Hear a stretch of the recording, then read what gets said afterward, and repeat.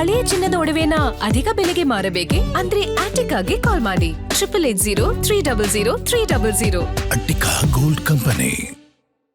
ದೇಶದಲ್ಲಿ ಇವತ್ತಿನಿಂದ ಹೊಸ ದುನಿಯಾ ಪ್ರಾರಂಭ ಆಗ್ತಾ ಇದೆ. ಹಂಗಂದ ಮಾತ್ರಕ್ಕೆ ದೇಶದ ಜನತೆ ಆತಂಕ ಪಡಬೇಡಿ. ಪ್ರತಿ ತಿಂಗಳು 1ನೇ ತಾರೀಕು ಬಂದ್ರೆ ಹೊಸ ದುನಿಯಾ ಅಂತೀರಿ, ಎಲ್ಲದರ ಬೆಲೆ ಜಾಸ್ತಿ ಅಂತೀರಿ. ಬಟ್ ಈ ಬಾರಿ ಕೂಡ ಬೆಲೆ ಜಾಸ್ತಿನಾ ಅಂತ? ಖಂಡಿತ ಬೆಲೆ ಜಾಸ್ತಿ ವಿಚಾರ ಅಲ್ಲ, ಬಟ್ ನಿಮ್ಮನ್ನ ನೀವು ಅಪ್ಡೇಟ್ ಮಾಡಿಕೊಳ್ಳುವಂತಹ ಅವಕಾಶ. ದೇಶದಲ್ಲಿ ಇಂದಿನಿಂದ ಫುಲ್ ಚೇಂಜ್. ಯಾವ ವಿಚಾರಕ್ಕೆ ಸಂಬಂಧಪಟ್ಟಂತೆ ಇವತ್ತಿನಿಂದ ಹಲವು ನಿಯಮಗಳಲ್ಲಿ ಬದಲಾವಣೆ ಆಗಿದೆ. ಮಹತ್ವದ ಬದಲಾವಣೆಗಳು ಅಪ್ಡೇಟ್ ಮಾಡಲೇಬೇಕಾದಂತಹ ಅನಿವಾರ್ಯತೆ ಇದೆ.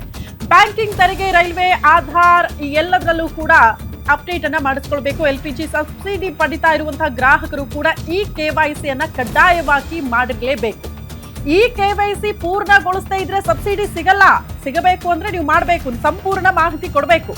ಪಾಸ್ಪೋರ್ಟ್ ಸೇವಾ ಶುಲ್ಕಗಳಲ್ಲೂ ಕೂಡ ಗಣನೀಯವಾಗಿ ಏರಿಕೆ ಆಗಿದೆ.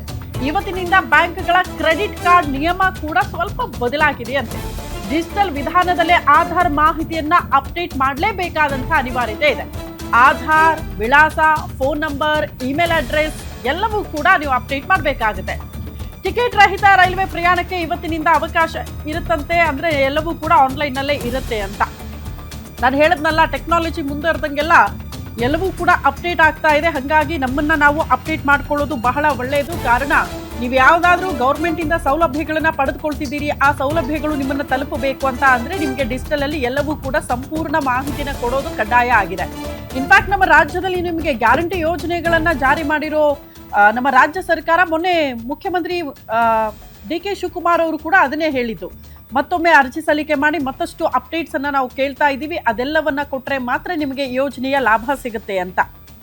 ನಿಜವಾದ ಫಲಾನುಭವಿಗಳನ್ನ ಪತ್ತೆ ಹಚ್ಚೋದಕ್ಕೆ ಈ ಎಲ್ಲ ವಿಚಾರಗಳು ಬಹಳ ಸಹಕಾರಿ ಆಗುತ್ತೆ ಅನ್ನೋ ಕಾರಣಕ್ಕೆ ಮೋಸ್ಟ್ಲಿ ಇದನ್ನ ಈ KYC ಅನ್ನ ಕಡ್ಡಾಯಗೊಳಿಸಲಾಗ್ತಾ ಇದೆ ಅಂತ.